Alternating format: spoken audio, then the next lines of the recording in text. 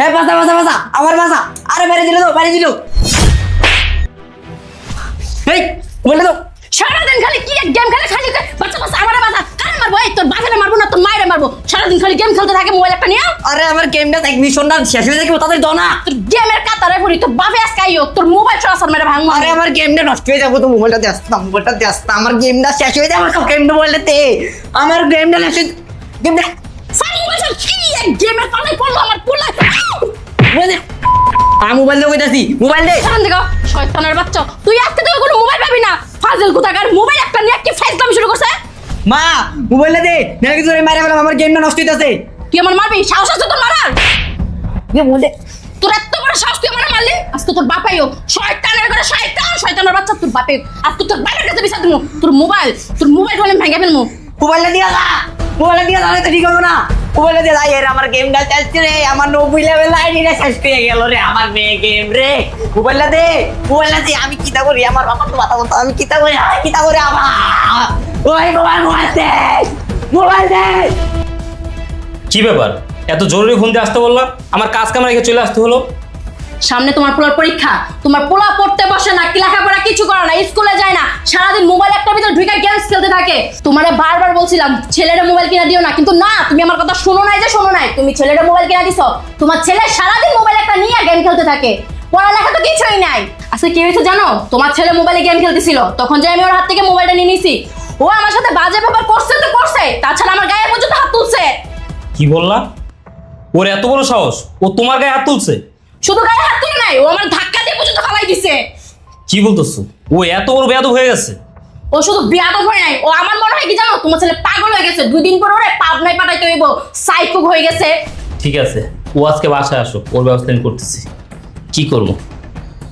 একটা মাত্র পোলা সবসময় খালি কইতো বাবা একটা ফোন কিনে দাও, একটা ফোন কিনে দাও। এই কারণে ওরা ফোন কিনে দিচ্ছি। আমি কি জানতাম যে ফোন কিনে দিলে এরকম নষ্ট হয়ে যাবো, পড়ালেখা বাদ দিয়ে দেবো, সারাদিন গেমস খেলবো, তোমার গায়ে হাত তুলবো, এরকম বেয়াদব হয়ে যাবো? আমি কি বুঝতে পারছি? আমার পোলারা এমন ছিল না, আমার পোলারা কত ভালো ছিল, আমার কলেজের টুকরা ছিল, আমি যা বলতাম তাই শুনতো। আমার পোলারা তুমি খারাপ করছো। এখন কি এক মোবাইল পাইছে, খালি গেম খেলতে থাকে, খালি সামনে যা ডানে যা বামে যা মরলো বাঁচলো। এখন আমার গালে পর্যন্ত থাপ্পড় মারলো। যদি সমাজের মানুষ এগুলো জানতে পারে, হায় আল্লাহ আমি কি সমাজে মুখ দেখাইতে পারবো? তুমি বানাইছো আমার পোলারা খারাপ।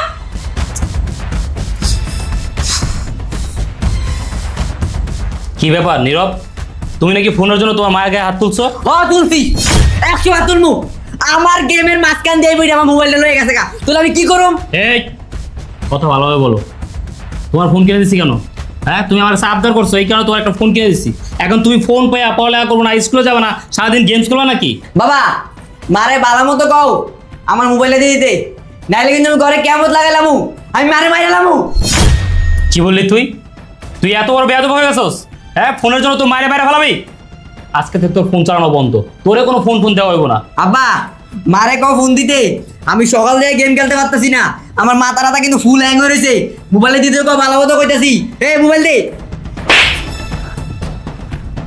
আব্বা তুমি আবার কি হাত তুললা? সব বেয়াদব, তুই ফোন পেয়ে বেয়াদব হয়ে গেছস? তোর মার গায়ে হাত তুলো, তুই আমার সাথে বেয়াদবি করস?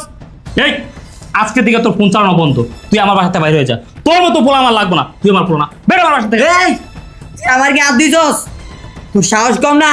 এই তুই কেমন বাপ রে, তুই পোলার গায়ে হাত দেস? পোলার মোবাইল হয়ে যাস গা। ওই সকাল থেকে গেম খেলতে পারতেছি না, এই মহিলার কারণে আমি মোবাইলে গেম খেলতে পারতেছি না।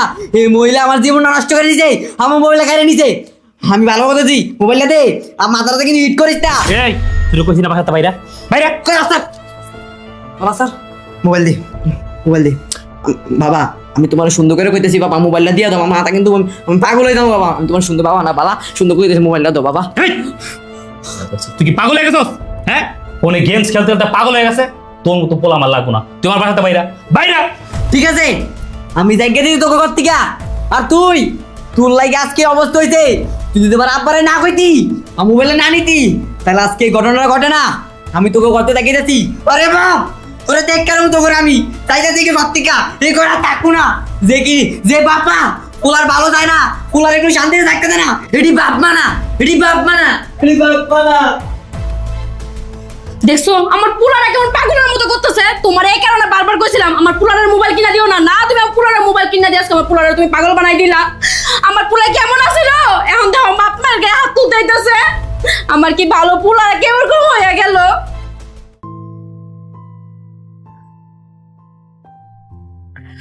ছেলেটা বাসায় নাই, রাত্রে আমার ঘুমাইতেছে না, কই যে গেল আমার পোলারা আল্লাহ মাহবুব জানে। কই খাইতেছে, কই ঘুমাইতেছে তো রাইতে। আমি তো মা, আমার মনে কে শান্তি লাগে, ভালো লাগতেছে না। যাই একটু ওয়াশরুম থেকে আসি।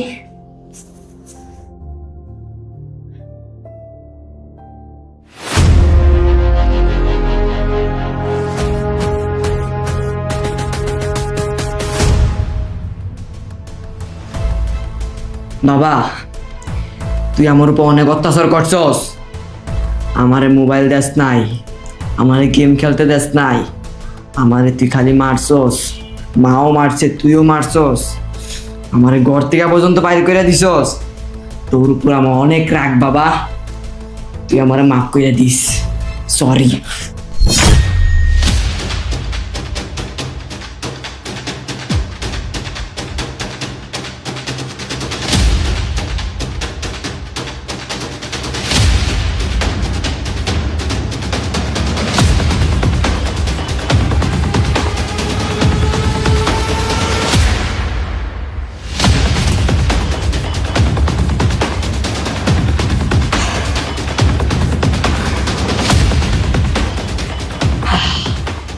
বাবা, তুই আমার মাফ করে দিস। আসলে তোর আমি মারতাম চাই নাই, কিন্তু তুই আমার ইমোশন আঘাত করছিস। আমার তুই গেম খেলতে দেস নাই। আজকে থেকে আমার আর কেউ বাধা দিব না। তুই আমার মাফ করে দিস, তুই আমার মাফ করে দিস। এবারে তাতেই কর, তোর মা আমার আগে তাতেই বেরোনো পৌঁছাল। চল চল চল চল।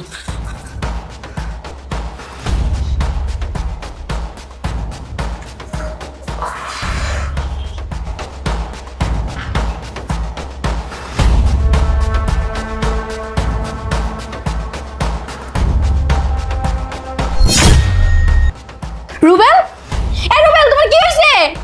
রুবেল, রুবেল, তোমার কি হয়েছে? রুবেল, এ রুবেল, রুবেল, তোমার কি হয়েছে? রুবেল। ম্যাডাম, আপনি বলছেন আপনি আর আপনার স্বামী দুজনই একসাথে রাতের বেলায় ঘুমিয়েছেন, তারপর হঠাৎ বিষয়টা আমি বুঝতে পারছি না। রুমের মধ্যে তো আপনারা দুজনই ছিলেন, তাই না? হ্যাঁ স্যার, রুমে আমরা দুইজন ছিলাম, কিন্তু রাত 2টা বাজে আমার ঘুম ভেঙে যায়। তখন আমি ওটা ওয়াশরুমে যাই, আর ওয়াশরুম থেকে বের হয়ে এসে দেখি আমার হাজবেন্ড আর নেই এই পৃথিবীতে। স্যার, আমি এর থেকে বেশি আর কিছুই বলতে পারবো না। বিষয়টা কেমন অবাক করার না? রুমের ভিতরে আপনি আর আপনার হাজব্যান্ড ছাড়া কেউই ছিল না, হঠাৎই মানুষটা। বিষয়টা কেমন জানে আমার কাছে অদ্ভুত লাগছে। আচ্ছা ম্যাডাম, আপনি একটা কথা বলুন তো, আপনাদের দাম্পত্য জীবন কেমন ছিল? আচ্ছা ম্যাম, আপনি কি আমাকে সন্দেহ করছেন? না না, সন্দেহ না, আমি বোঝাতে চাচ্ছি আপনাদের মধ্যে কি পারিবারিক কোনো ঝগড়া বিবাদ ছিল কিনা। দেখেন ম্যাম, আমাদের পারিবারিকভাবে বিয়ে হয়েছে। আমার হাজবেন্ড আমাকে খুব ভালোবাসতো, সে আমাকে এক কথায় চোখে হারাতো, আমিও তাকে খুব ভালোবাসতাম। আমাদের 16 বছরের সংসার জীবন, কখনো আমাদের মধ্যে কোনো ঝামেলা হয়নি, অনেক সুখে ছিলাম আমরা। আচ্ছা আচ্ছা, তার মানে আপনি বলতে চাচ্ছেন আপনার আপনার হাজব্যান্ডের মধ্যে কোনো সমস্যা ছিল না। তাহলে এত রাতের বেলা একটা মানুষকে কেই বা মানলো? আচ্ছা, একটা কথা বলুন তো, আপনাদের কি কোনো শত্রু আছে ঘরে কিংবা বাইরে? শত্রু? না স্যার, আমাদের কোনো শত্রু নেই। আমার হাজবেন্ড অনেক ভালো একজন মানুষ, তার সাথে কখনো কারো ঝগড়া হয়নি।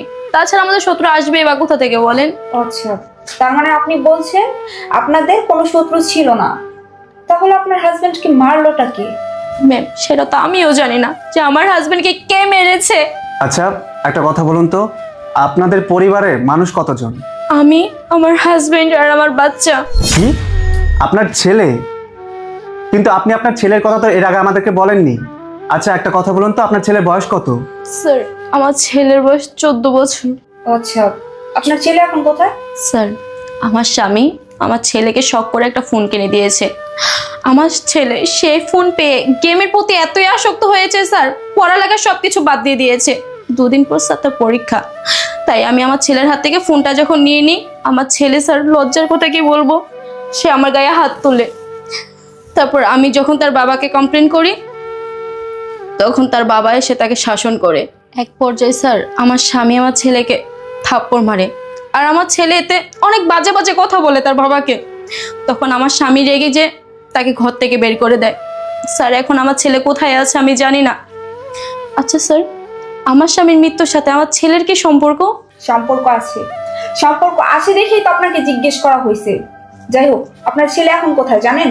আপনার ছেলেকে আমাদের প্রয়োজন। ম্যাম আমি তো জানি না আমার ছেলে কোথায়, হবে হয়তো কোথাও তার বন্ধু বান্ধবের বাসায় গেছে, রাগ কমলে ঠিকই চলে আসবে আমার বাসায়। শুনুন, আপনার ছেলেকে খুঁজে না পাওয়া পর্যন্ত আপনার হাজবেন্ডের রহস্য আমরা বের করতে পারছি না। আপনার ছেলেকে আমাদের প্রয়োজন। স্যার আপনি কি আমার ছেলেকে সন্দেহ করছেন? সন্দেহ না করার তো কোনো কারণ নেই। যে ছেলে গেমসের প্রতি আসক্ত হয়ে বাবা মার গায়ে হাত তুলতে পারে, সে ছেলে তো আরো অনেক কিছু করতে পারে। আসলে আমাদের কাছে এই ধরনের আরো অনেক কেস এসেছে, সেই কেস আমরা হ্যান্ডেল করেছি। তবে বেসিক্যালি দেখা গেছে যে বাচ্চা গেমসের প্রতি এতটাই আসক্ত হয়েছে যে বাবা মায়ের গায়ে হাত তুলেছে, এমনকি বাবা মাকে ফেলেছে। সো আপনার ছেলেকে আমাদের প্রয়োজন, আপনার ছেলের জবানবন্দি আমাদের প্রয়োজন। স্যার, ওনার কথা শুনে আমার মনে হচ্ছে ওনার হাজবেন্ডের মৃত্যুর পেছনে ওনার ছেলের যোগসূত্র নিশ্চয়ই আছে। শুনুন মিস নেহা, কনস্টেবলকে বলে পোস্টমর্টমের ব্যবস্থা করুন আপনি। জি। ম্যাম স্যার আপনারা কোথাও ভুল করছেন, আমার ছেলে কেন তার বাবাকে মারতে যাবে? আর তাছাড়া কোনো সন্তান কি পারে তার পিতাকে হত্যা? সেটা তো তদন্ত করার পরেই বলা যাবে। আর আপনি শুধু আমাদেরকে হেল্প করবেন আপনার ছেলেকে খোঁজার জন্য। আচ্ছা চলুন। চলুন। আমাদের দেশের প্রত্যেকটা অভিভাবকের উদ্দেশ্যে আমি বলতেছি, আপনাদের বাচ্চাদেরকে এই মোবাইল নামক মরণ ওষুধ ধরিয়ে দিবেন না। আসলে গেমস খেলে আমাদের সমাজের অনেক বাচ্চারাই বাবা মায়ের সাথে খারাপ ব্যবহার করতেছে, বাবা মাকে এক পর্যায়ে মেরেও ফেলে। আপনাদের কাছে সবার কাছে অনুরোধ থাকবো, আপনারা আপনাদের সন্তানদেরকে অল্প বয়সে মোবাইল তুলে দিবেন না, এতে করে একটা সাজানো গোছানো একটা সংসার ভেঙে যায়। প্লিজ আপনাদের সবার কাছে অনুরোধ থাকবো, যারা আমাদের এই ভিডিওটা দেখবেন, আপনাদের সন্তানের হাতে কেউ মোবাইল নামক এই মরণ ওষুধ তুলে দিবেন না।